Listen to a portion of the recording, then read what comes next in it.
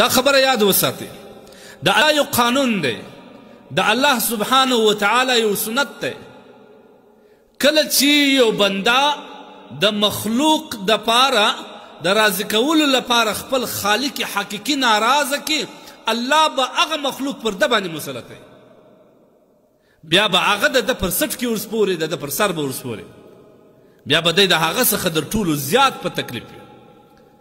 ځکه د خپل خالق حقیقي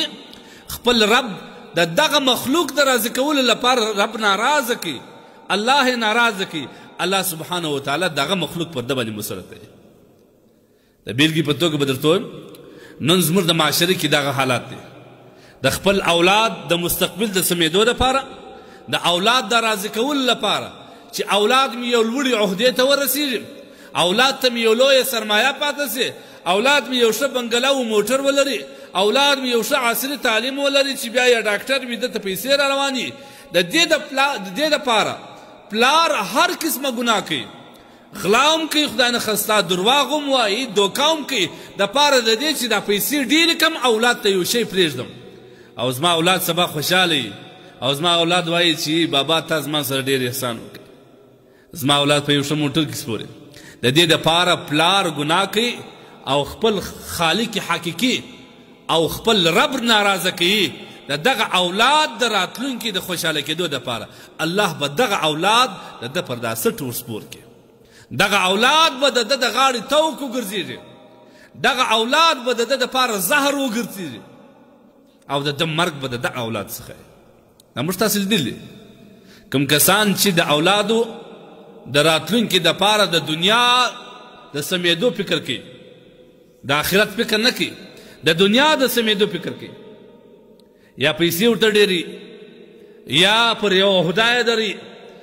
یا یو ډاکټر ځینې جوړي چې سبا پیسې ورته را رواني یا د یو ښه موټر و بنګلې و جایداد بندوبست ورته کوي واورئ دغه اولاد چې ځوان سوی وي بیا د دغه پلار د غاړې توک ګرځېدلی لهذا خپل اولاد دا په قرآن باندې سنبال وساتئ په اسلامي روزنه یې سنبال وساتئ لومړی الله په وپېژن لومړی کلمه په وپېژنه لومړی قرآن ور زده که لومړی د قرآن احکامات ور زده که لمونځ ور زده که بیا عصري تعلیم هېڅ عیب نه دی بیا یې عصري تعلیم ته که بیا به دا ستا دپاره د راتلونکي دپاره یو لویه سرمایه وي لیکن موږ بل فکر لرو موږ چې زموږ اولاد به په دې خوشحاله سي یا به په دې زما د راحت او د سکون ذریعه وګرځېږي چې دې ښه دولت ولري هغه چې دولت پیدا کړي په عیاشي باندې واوړي پلار بیا هلته په یو نرسنګ هوم کې جمع کړي دا خارجي مملکتو کې دا شی سته کله چې بابا سپین ږیری سي یا شپېته کلن سي بیا یو ځای ورته جوړ سوی د نرسنګ هوم دی غالبا دا به ورته وایي هلته یې جمع کړي بیا پوښتنې ته لا نه ورځي حضرت تقي صاحب یو واقعه نقل کړی ده وایي کراچي کې هم داسې یو بچی خپل پلار روزي چې عصري تعلیم ورباندې وکړي بیا یو لوی غټ منیجر ځینې جوړ سو بیا چې کله بابا سپین ږیری سو هلته یو چا ته ووایي چې دا زما پلار روزه زه تا د خپله خرچه درکوم هغه ټلیفون ورته راوکړي چې پلار دې په سخت مریض دی ده ول هسپتال ته یوسه زه درځم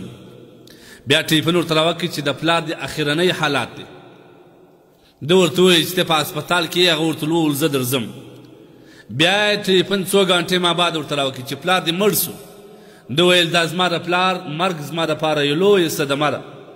لهذا تاسو زما د پلار د کفن